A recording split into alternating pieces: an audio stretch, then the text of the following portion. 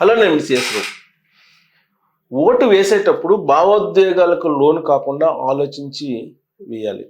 లేదంటే గెలిచినటువంటి వాళ్ళ మైండ్ కనుక సక్రమంగా లేకపోయినా, లేదా వాళ్ళు ఇంబ్యాలెన్స్డ్గా ఉన్నటువంటి పీపుల్ అయినా దాని మూల్యం సమాజం చెల్లించుకోవాలి. ఓట్లు వేసినటువంటి వాళ్ళే చెల్లించుకోవాలి. ఇప్పుడు అమెరికాలో అదే కనిపిస్తుంది. ట్రంప్ని అమెరికా ఫస్ట్ అన్నాడని చెప్పేసి అందరూ గెలిపించారు. మేక్ అమెరికా గ్రేట్ అమెరికా అన్నాడు. ఆయన్ని గెలిపించారు ఓట్లేసి. దానికి అలెన్ మాస్క్ తోడాడు. అలెన్ మాస్క్ సోషల్ మీడియా వేదికగా ట్రంప్ సంబంధించినటువంటి ప్రచారాన్ని విస్తృతంగా చేశారు. సాధారణంగా ఎవరికైనా సరే కొన్ని భావోద్వేగమైనటువంటి అంశాలు ఉంటాయి. ఆ భావోద్వేగ క్షణాల నడుమ ఎదుటి వాళ్ళు కావాల్సిన దాన్ని లాగేసుకుంటారు. ఎలక్షన్ సమయంలో కూడా ఈ సోషల్ మీడియా వచ్చిన తర్వాత ప్రజల్లో ఉండేటువంటి భావోద్వేగాన్ని ఓట్ల రూపంలో లాక్కోవడానికి ప్రయత్నిస్తూ ఉంటారు. ఆ ప్రయత్నాన్ని అవుట్సోర్సింగ్కి ఇస్తున్నారు ఇప్పుడు రాజకీయ పార్టీలు. ఇప్పుడు మన తెలుగు రాష్ట్రాల్లోనే తీసుకుంటే ఐపాక్ అనేది ఆంధ్రప్రదేశ్లో ఎంత కీ రోల్ పోషించిందో మనం చూసాం 2019 ఎన్నికల్లో. సేమ్ అలాగే అమెరికాలో కూడా ఎలన్ మాస్క్ సోషల్ మీడియా వేదికగా చేసుకొని చేసినటువంటి ప్రచారం ఏదైతే ఉందో ట్రంప్కి అనుకూలంగా, అది బాగా పనిచేసింది. ప్లస్ సోషల్ మీడియాని ప్రత్యేకంగా ట్రంప్ పెట్టుకొని బాగా ప్రచారం చేశారు. ఆ తరహా ప్రచారాన్ని బైడెన్ గారు చేసుకోలేకపోయారు, డెమోక్రటిక్ పార్టీస్ చేసుకోలేకపోయారు. రిపబ్లికన్ పార్టీస్ ప్రజల్లో ఉండేటువంటి భావోద్వేగాల్ని అనుకూలంగా మలుచుకోగలిగారు. వాస్తవంగా అక్కడ ఉపాధి అవకాశాలు లేనటువంటి పరిస్థితి, ఉపాధి అవకాశాలు తగ్గిపోతున్నాయి, ద్రవ్యోల్బణం పెరిగిపోతుంది. ఇలాంటి అంశాలు వచ్చినప్పుడు ప్రజల్లో ఒక రకమైన భావోద్వేగం ఉంటుంది. దాన్ని గమనించినటువంటి ట్రంప్ అనుకూలంగా మలుచుకోగలిగాడు. ఆ ప్రయత్నాన్ని చేయడంలో డెమోక్రటిక్ పార్టీస్ విఫలం అయ్యాయి. కమలా హారిస్ విఫలం అయ్యారు. ఆ కారణంగా ఇప్పుడు ట్రంప్ గెలిచారు. ట్రంప్ గెలిచిన తర్వాత జరుగుతున్నటువంటి పరిణామాలను గమనించి అక్కడ ఉండేటువంటి అమెరికన్స్ ఎవరైతే అమెరికాలో ఉంటున్నారో వాళ్ళు తిరగబడుతున్నారు. ఇప్పుడు రోడ్ల మీదకి వస్తున్నారు. పొరపాటున ట్రంప్ని గెలిపించాము, ఇలాంటి లీడర్ అసలు ఉండకూడదు అమెరికాకి అధ్యక్షుడిగా అనేటువంటి నినాదాలతోటి రోడ్లెక్కి ధర్నాలు చేస్తున్నారు, ప్లేకార్డులు పట్టుకొని. డోంట్ డిపోర్ట్ అవర్ ఫ్యామిలీస్ అని చెప్పి ఇప్పుడు అక్కడ ఉండేటువంటి వాళ్ళు అందరూ పెద్ద ఎత్తున రోడ్ల మీదకి వచ్చేసి ధర్నాలు చేస్తున్నారు. కొన్ని ఏరియాస్కి అయితే అసలు వెళ్ళేటువంటి పరిస్థితి లేదు. అక్కడ అమెరికా పోలీసులు కూడా, జనరల్గా అమెరికా పోలీసు ఫెడరల్ సిస్టమ్ అని అంటే కొంత ప్రాధాన్యత ఉంటుంది. అలాంటిది గేస్ ఉండేటువంటి ఏరియాకి కానీ, లెస్బీనియన్స్ ఉండేటువంటి ఏరియాకి కానీ ఎంటర్ కూడా కాలేక వాళ్ళు భయపడుతున్నారు అని చెప్పి ఇంటర్నేషనల్ న్యూస్ వస్తుంది. దానికి కారణం ఏంటంటే ట్రంప్ వచ్చిన తర్వాత ఏం చెప్పాడు, అమెరికాలో రెండు జెండర్స్ ఉంటాయి, మేల్ ఫిమేల్, థర్డ్ జెండర్ అనేది ఉండదు అని అన్నారు. దాంతో అక్కడ ఉండేటువంటి థర్డ్ జెండర్ ఎవరైతే ఉన్నారో గేస్ కానీ లేదంటే లెస్బీనియన్స్ కానీ వాళ్ళు డిపోర్టేషన్కి వచ్చినటువంటి ఈ కాప్స్ మీద, హోమ్లాండ్ సెక్యూరిటీ మీద తిరగబడుతున్నారు. అందుకే వాళ్ళు అసలు ఆ ఏరియాకే వెళ్ళట్లేదని చెప్పేసి ఇప్పుడు లేటెస్ట్గా అమెరికా నుంచి న్యూస్ అందుతుంది.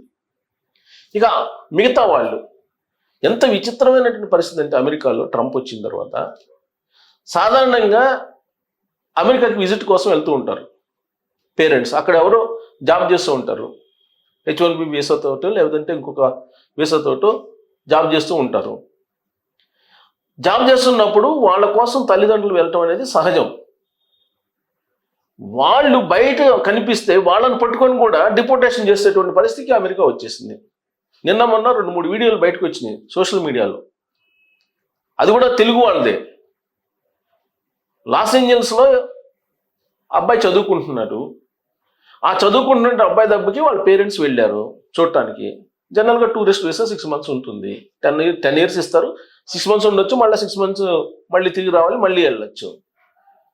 వాళ్ళు వెళితే వాళ్ళు ఏదో బయటకు వచ్చారని చెప్పి బయటకు వచ్చిన తర్వాత పట్టుకున్నారు. పట్టుకొని వాళ్ళ డిపోర్టేషన్ మీద ఆ సెంటర్స్కి రీహాబిలిటేషన్ సెంటర్స్ పంపించేసి అక్కడి నుంచి డిపోర్టేషన్ మీద పంపించడానికి సిద్ధమయ్యారని చెప్పేసి వాళ్ళు లబోదిబో మొత్తుకుంటూ పేరెంట్స్ వీడియోలు పెట్టారు.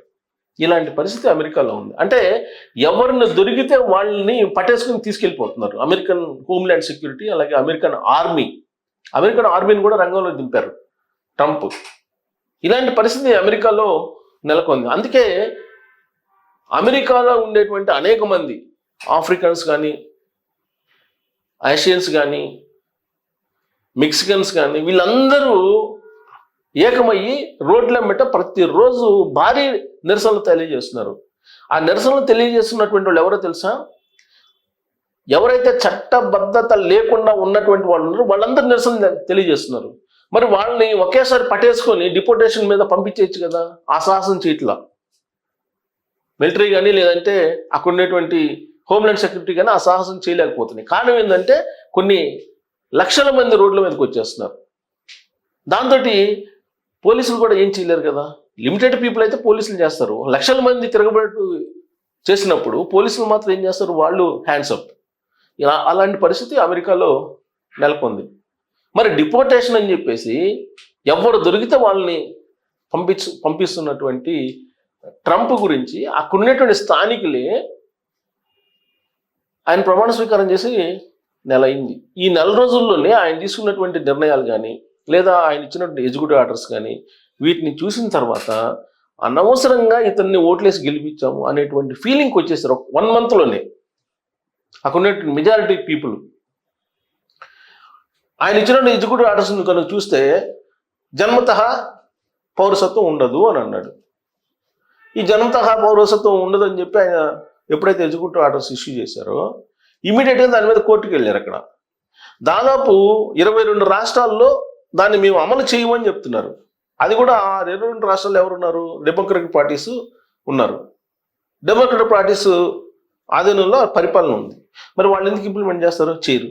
మరి ఆ 22 రాష్ట్రాలు ఇంప్లిమెంట్ చేయకపోతే మిగతా రాష్ట్రాలు చేస్తే వాళ్ళు ఒప్పుకుంటారా?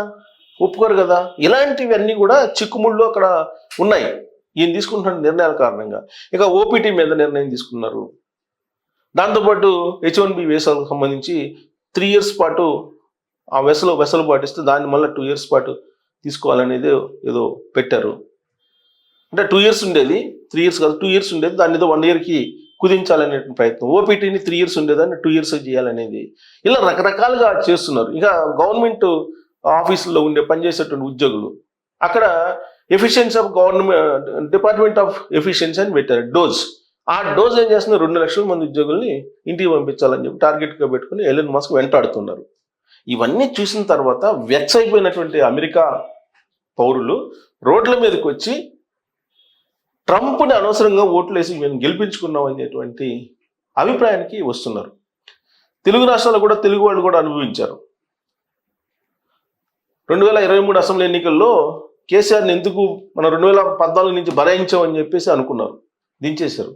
2019లో ఒక్క ఛాన్స్ అంటూ జగన్మోహన్ రెడ్డి గారికి ఓటేసి భావోద్వేగానికి లోనై ఓటేసాము. దాని పర్యవసానం ఆంధ్రప్రదేశ్ ఎలా ఉందో తెలుసుకొని 2024లో కూటమి ప్రభుత్వానికి పట్టం కట్టారు. అంటే భావోద్వేగాలు ప్రజల్లో ఉంటాయి, వాటిని ఓట్ల రూపంలో మలుచుకునేటువంటి వాళ్ళు ఉంటారు ప్రపంచవ్యాప్తంగా, అమెరికా నుంచి ఆంధ్ర వయ్యా తెలంగాణ వరకు. కాబట్టి ఓటేసేటప్పుడు ఎవరైనా సరే ఎవరికి ఓటేస్తున్నాము, అతని మనస్తత్వం ఏంటి, అతను ఎలా ఉంటాడు, అధికారం వచ్చిన తర్వాత అతను ఏ విధంగా వ్యవహరిస్తాడు, ఇవన్నీ కొంచెం ఆలోచించిన తర్వాతనే ఓటేస్తే ఇలాంటి పరిణామాలు ఉండవు. మరి అమెరికా లాంటి కంట్రీ, డెవలప్డ్ కంట్రీ, ఉన్నత విద్య చదివినటువంటి అనేక మంది ఉంటారు. మరి వాళ్ళ పరిజ్ఞానం సూపర్ అని అంటారు, ప్రపంచంలోనే దిక్చూసి అంటారు ఆ దేశం. వాళ్ళే బోల్తా పడ్డారు.